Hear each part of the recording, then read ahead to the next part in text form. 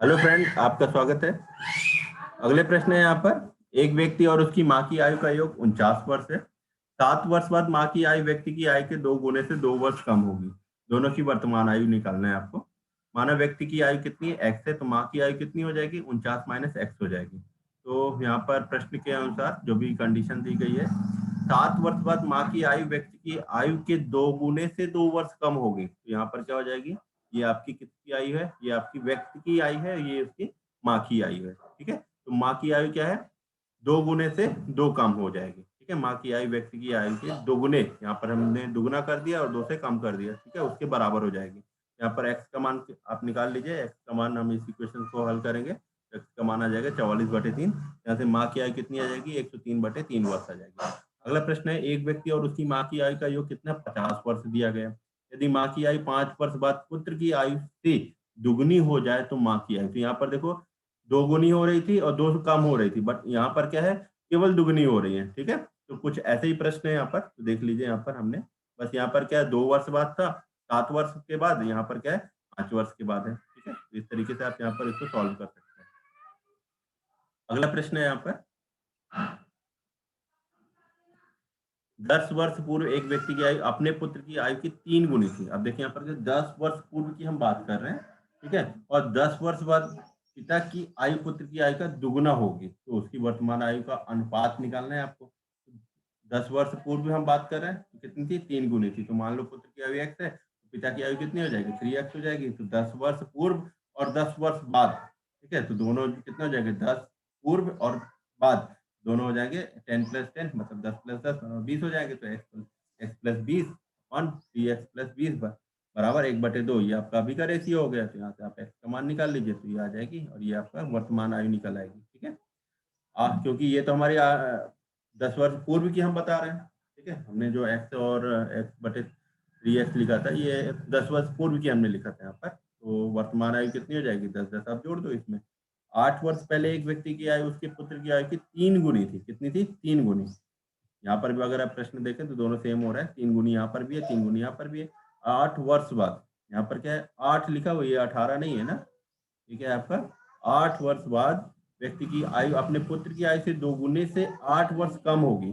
2 गुने से 8 वर्ष कम होगी। तो यहाँ पर 8 ये हो गया, 8 ये हो गया, तो दुगुने से कम हो गई तो दुगुना, और ये 8 कम हो गई। यहाँ पर एक्स का मान आप निकाल लीजिए। एक्स का मान कितना आ गया, 8 वर्ष आ गया। तो पुत्र की उसकी व्यक्ति की आयु कितनी थी, 3 गुनी थी। तो 3 गुनी कितना, 3x है, हमारा कितनी हो गई, 24x हो गया। 24 वर्ष हो गई यहाँ पर। अब 8 वर्ष की हम बात करें, मतलब वर्तमान आयु की बात करें, तो वर्तमान आयु कितनी हो जाएगी, 8 + 8 16 वर्ष, यहाँ पर 32 वर्ष हो जाएगी। ठीक है, कॉन्सेप्ट आपको देखना है, सभी के कॉन्सेप्ट यहाँ पर सेम रहेंगे। प्रकार है यहाँ पर, अलग अलग प्रकार के प्रश्न है जो भी अनुपात में हमारे एज फैक्टर से लेकर पूछे जाते हैं कम प्रतियोगी परीक्षाओं में। अगला प्रश्न है आपका, पिता की आयु पुत्र की आयु के 3 गुने से 3 वर्ष अधिक है। कितनी है, 3 गुने से 3 वर्ष अधिक है। यदि 3 वर्ष बाद पिता की आयु पुत्र की आयु के 2 गुने से 10 वर्ष अधिक हो तो पुत्र की वर्तमान आयु निकालिए। ठीक है, कह रहा है पिता की आयु पुत्र की आयु के 3 गुने से। यहाँ पर मान लो पुत्र की आयु x है, पिता की आयु कितनी है, 3 गुना है। ठीक है, 3 गुना से 3 वर्ष अधिक है, तो 3 गुना कितना हो गया, 3x हो गया। और कितनी अधिक है, 3 अधिक है। और 3 वर्ष बाद, 3 हमने यहाँ पर जोड़ दिया, 3 वर्ष बाद, ठीक है, पुत्र की आयु, 3 वर्ष बाद पुत्र की आयु कितनी हो गई, दुगुने से 10 अधिक हो गई। तो ये दुगुना हो गया और उससे 10 अधिक हो गए। तो यहाँ से वर्तमान आयु आप निकाल लेंगे। एक्स का मान कितना आ गया, 10 वर्ष आ गया। ठीक है, इस टाइप से आप पुत्र की आयु, वर्तमान आयु और पिता की वर्तमान आयु आप निकाल सकते हैं। ठीक है, चलिए नेक्स्ट है आपका ए बी सी की वर्तमान आयु का अनुपात 3:5:7 है। यदि ए और बी की आयु का योग कितना है, 64 वर्ष है, तो सी की आयु याद करो। तो यहाँ पर देखो, मान लो 3x 5x 7x हो गया। तो तीनों योग की बात करें, ए और बी की आयु का योग कितना है, 64 वर्ष है। तो 3x + 5x बराबर कितना हो गया, 64। यहाँ से x का मान कितना आ गया, 8। यहाँ पर मान रख दो, उत्तर आ जाएगा। बहुत सिंपल क्वेश्चन है। अगला प्रश्न है यहाँ पर, ए की आयु बी की आयु का 80% है। देखिए अभी तक हमने एज फैक्टर वाले प्रश्न किए हुए हैं। अब यहाँ पर दूसरे प्रकार के प्रश्न है एज फैक्टर वाले, आयु वाले। ए की आयु बी की आयु का 80% है तथा बी की आयु सी की आयु का 125% है। यदि तीनों की आयु का योग कितना 91 वर्ष हो तो ए और बी की आयु का योग निकालना है आपका। तो हम इस तरीके से कर लेते हैं, शॉर्ट ट्रिक के माध्यम से सॉल्व करेंगे। ए अनुपाते बी अनुपाते सी है, ठीक है। ए की आयु बी की आयु का 80% है, बी की आयु का 80% है। तो मान लो यहाँ पर बी की आयु कितनी 125 है, 125 का 80% कितना होगा 100 होगा। बी की आयु सी की आयु का 125 है। अब बी की आयु सी की आयु का, सी की आयु कितनी है मान लो 100 होगी, तो 100 का 125 कितना आ गया, 100 का 125% 125 हो जाएगा, ठीक है। या तो पहले आप 100 मान लो, उसे 125 कर लो, इसका आपका 80% निकाल लो, ठीक है। अब इसको हमने और सिंप्लीफाई कर दिया, 100 कर दिया, तो जो अनुपात है वो कितना आ गया 4:5:4। अब इन तीनों को जोड़ दो, जोड़ने पर इसका दिया हुआ है प्रश्न में कि 91 वर्ष है, तो यहाँ से x का मान निकल आएगा, ठीक है। अब ए बी सी के यहाँ से आप मान निकाल सकते हैं। अगला प्रश्न है, यदि ए की आयु बी की आयु का 120% है, मतलब बी की आयु का 120 है, मतलब बी की मान लो अगर 100 है तो ए की कितनी हो जाएगी 120 हो जाएगी, तथा सी की आयु का कितना है 80% है। यदि तीनों की आयु का योग 111 वर्ष हो तो बी और सी की आयु का औसत निकालना है आपको, ठीक है। तो यहाँ पर बी की हमने मान लिया 100 है, तो ए का कितना हो गया 120 हो गया। अब कह रहा है सी की आयु का 80% है, सी की आयु का कितना है 80%। और किसका ए, यहाँ पर ए की बात कर रहे हैं, ए क्या है आपका 80% है किसकी सी की आयु का, यहाँ से आप निकाल लो आप, ठीक है। तो ये कितना जगह एक सी की आयु मान लो 150 है, तो 150 का 80% कितना हो गया 120 हो गया, ठीक है। तो यहाँ पर तीनों की आयु दी गई, यहाँ पर तीनों की आयु से एक्स का मान निकल आएगा। अब यहाँ पर बी और सी का औसत आपको निकालना है, पहले ए बी सी का मान निकालो, फिर वहां से बी और सी का औसत निकाल लेंगे, ठीक है। इस तरीके से आप प्रश्न यहाँ पर सॉल्व कर सकते हैं। अगला है, ए की आयु बी की आयु का 75% है तथा सी की आयु का 125% है। यदि ए और सी की आयु का योग 54 वर्ष हो तो ए बी सी आयु का औसत निकालना है, ठीक है। तो इस तरीके से आपको ये करना आना चाहिए।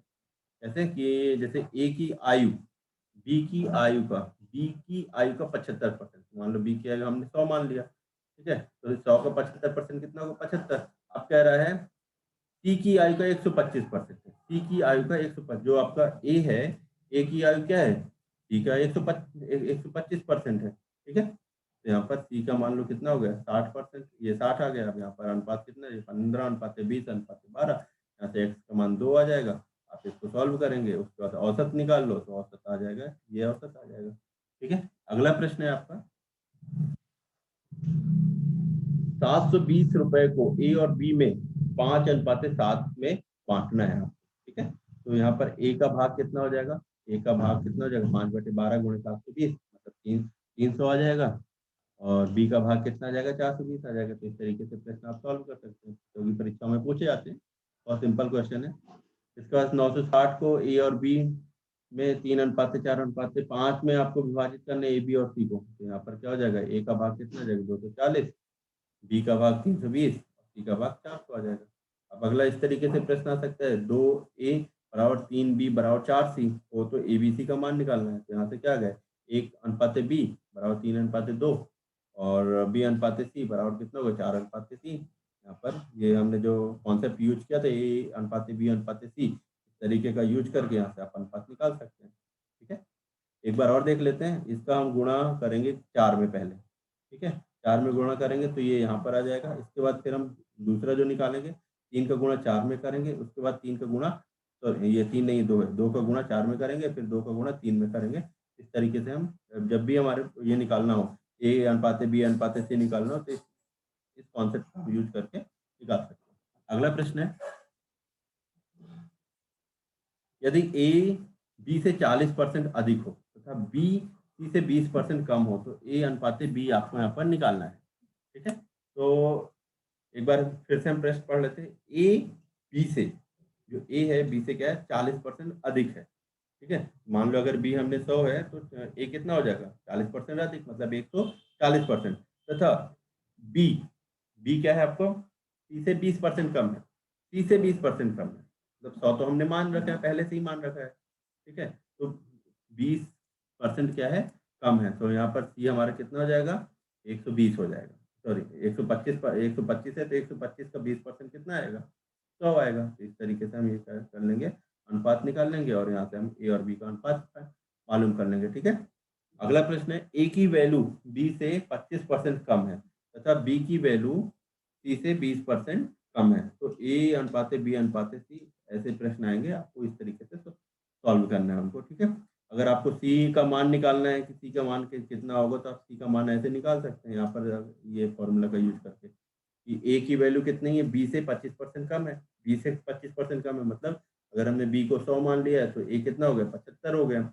अब यहाँ पर क्या है, बी की वैल्यू क्या है, सी से 20% कम है। अब यहाँ पर भी अगर हम बात करें, बी क्या है, सी से 20% कम है। यहाँ पर क्या है, बी की वैल्यू सी से कम है, तो बी कितना दिया गया आपका, 100 है, बी 100 है। ठीक है, सी निकालना है आपको, सी गुणे 80 कितना, 20% कम है, तो 20 कम कर दो यहाँ पर, 80/100 बराबर 100।